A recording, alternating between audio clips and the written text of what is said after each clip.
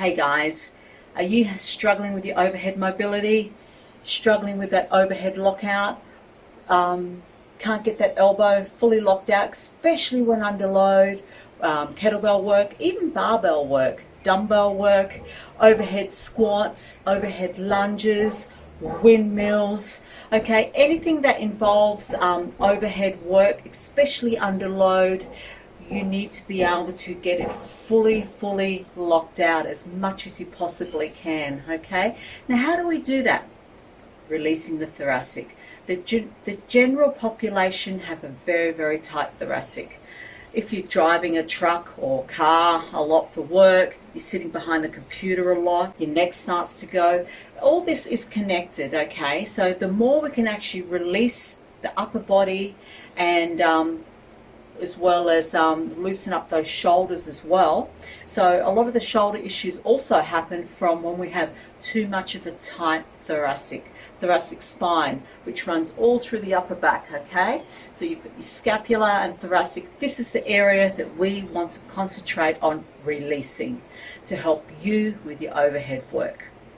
Okay, so I'm going to run you through a few overhead mobility drills to help with loosening up the shoulders, okay, the thoracic, the neck, etc. So when we do these drills, it's really good to actually include them within your warm-up. So just say, for instance, you're going to do a warm-up of star jumps, star jumps, jumping jacks, whatever you like to call them, some skipping. We're going to raise the core temperature, and then it's good to include those mobility drills as well before your actual workout, okay? It's also good to do them at the end of your workout.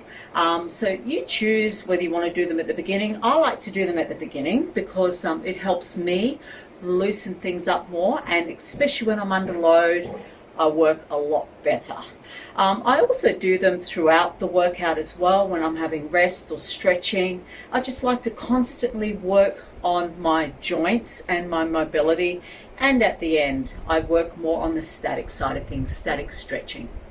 Okay, so the first thing we're going to do is, I've got a few props here. If you've got an elastic band, great, okay, even a broomstick will do.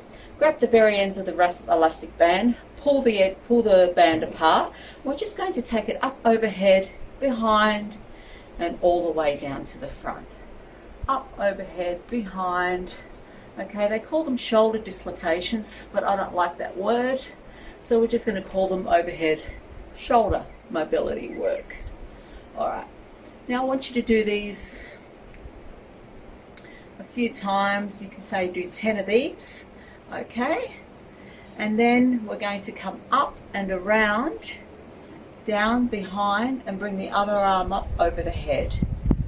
Up, front arm comes up and around behind the head, the other arm comes behind the head and around to the front. Okay, once you get the movement, you want to be able to speed it up a bit. Now the key with this one is to try and keep the elbows locked out as much as you can. This is really warming up through the shoulder joints. Now we're just going to take this the other way. Okay, so do 10 one way, 10 the other way. Okay, as you become more open through the shoulder joints, okay, you can actually start to move your grip in, and that way you know over time that your thoracic and your shoulders are starting to loosen up. Okay, so there's just a couple of elastic band drills that you can do. Now if you don't have an elastic band, everybody has a broomstick or a mop at home, a mop stick. So same thing, same method. Up, overhead, and then forward. Okay, same thing with the other one. Bring it up and around. Okay, and the same thing the other way. So as you can see, my neck is nice and neutral. My arms are nicely locked out, elbows are locked out. Okay. Alrighty. And once again, with the broomstick, over time, you can eventually learn to bring that through. Another drill here, we're going to really pull those fingers back. We're going to circle the arms up. I'm pull. As I get up here, I'm pulling my lats down and back.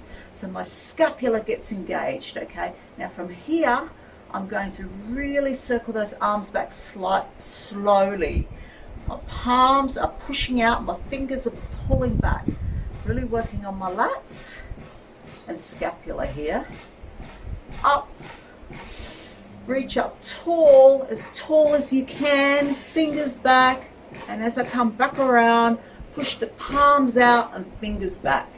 Work through any sticking points. Now you'll find that you might get to a point there and be like, oh, I feel something there, it feels tight. Work slowly through it. Now I like to work through the sticking points with one arm. So the same thing, bring it back.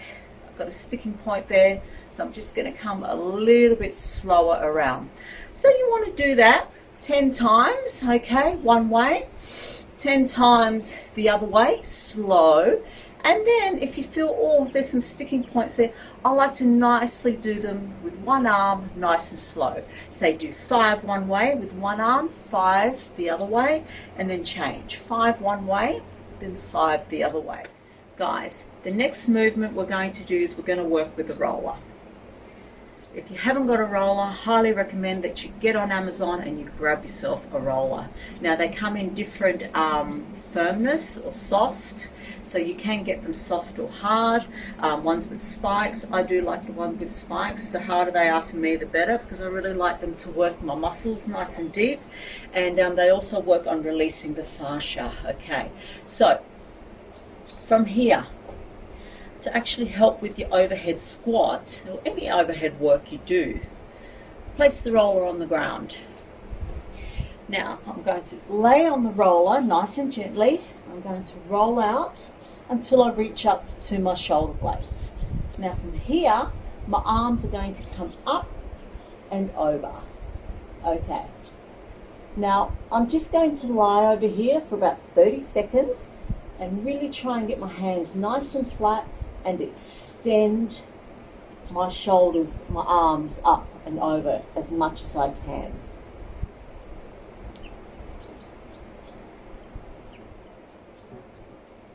And you just want to lay there for about 20 or 30 seconds, okay?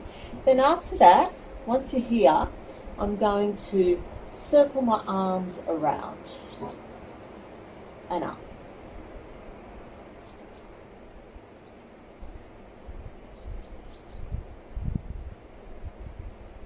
Other way.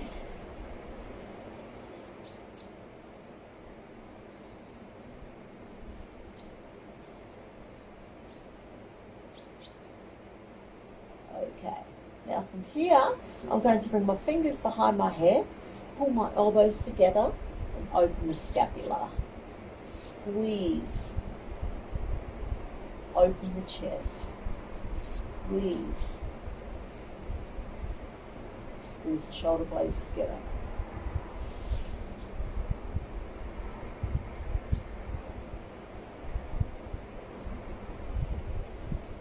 So you want to do that about 10 times as well. Now we're going to roll over onto the knees. Still got my roller here. I'm going to walk the roller forward, sit my butt back on my heels, pull the lats down. Just going to put my head to the mat and really just lay here for a bit. Now I'm pressing my palms nice and firm into the roller here, so I'm feeling a nice stretch through my chest and my shoulders, as well as my lower back. While we're on the ground, we're going to do some more thoracic drills. These can be done several times a day throughout the day. When I had really bad shoulder injuries a few years ago, I did these about 4 or 5 times a day, about 10 of each exercise, and they really, really helped. It's not just about the shoulder, it's also about opening up the thoracic spine, and it's really, really good for the neck as well.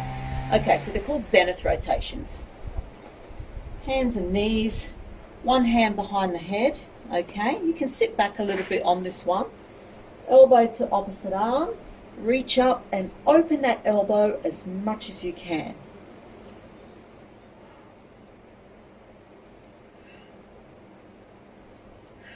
Now we're going to bring the arm behind our lower back. Now I want to open that shoulder up as much as I can. Now I'm going to do the same movement, shoulder to opposite arm.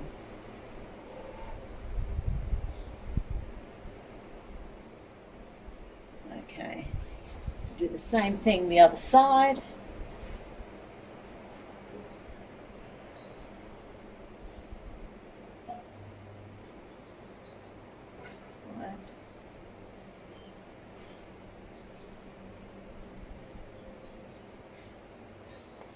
Okay, so I would start off doing 5 behind the head, 5 with the hand on the lower back, then change sides. Okay, you can do more. The more you do, the better.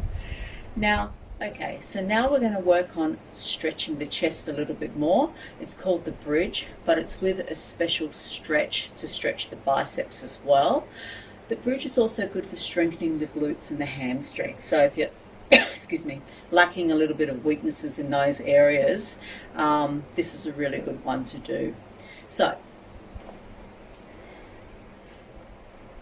I'm on your hands and feet here, fingers facing back. Now from here, we're going to raise the hips up. Now I'm going to raise the hips up. My hand is under my shoulder here. My other arm just comes up over my head. Now from here, you want to press your weight through the heels. Now, this is what happens when I'm not engaging my glutes and I'm not pressing the weight through my feet. So press through the heels, which automatically raises my hips more. My glutes engage. Now from here, I'm just going to hang that other arm over my head. You can just move the neck around a little bit while you're there, a few times. Keep that arm under your shoulder. My hand, elbow and shoulder is all in one line. Okay. Hold it for about 30 seconds if you can. If it's just 5 seconds, that's fine. You slowly release down. We change sides.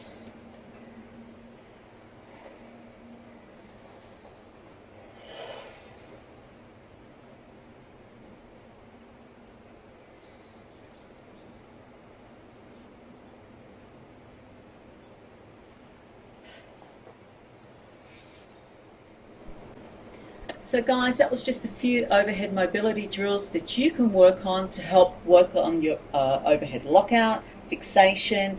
When you've got the kettlebell up overhead, when you've got 2 kettlebells up overhead, you're going to feel a lot more stronger. You're going to own the movement, and your body and your joints are going to thank you for it. Don't forget to check out my courses on Udemy. I've got a really good windmill course out, especially for people that are struggling with their mobility, their hamstring flexibility. The windmill is a fantastic exercise. So yeah, check out my Udemy online, and I've got some other courses out there as well. Kettlebells for beginners, kettlebells for females, kettlebell complexes made simple.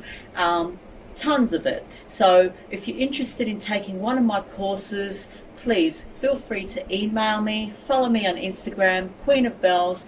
I'm also Queen of Bells at Caveman Training. Yes, my husband is Caveman Training. I'm Queen of Bells, but we put our work together.